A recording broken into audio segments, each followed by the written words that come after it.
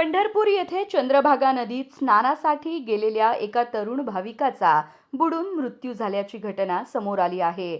जालना जिल्ह्यातील शिवराज इथारे असं मृत तरुणाचं नाव असून या आठवड्यातील ही दुसरी दुर्घटना ठरली आहे. ही घटना मंगळवारी सकाळी सुमारे 9 वाजता घडली आहे.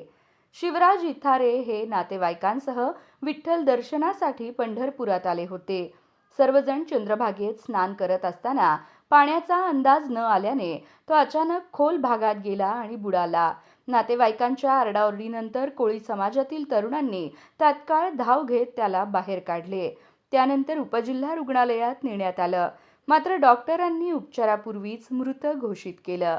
दरम्यान 4 दिवसांपूर्वीही आंध्र प्रदेशातील एका भाविकाचा याच नदीत बुडून मृत्यू झाला होता. उजनी धरणातून पाणी सोडल्याने नदी दुथडी भरून वाहत आहे.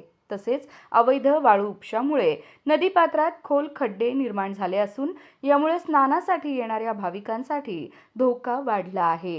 या घटनांच्या पार्श्वभूमीवर चंद्रभागा घाट परिसरात तातडीने जीवनरक्षक पथके तैनात करण्याची मागणी जोर धरत आहे.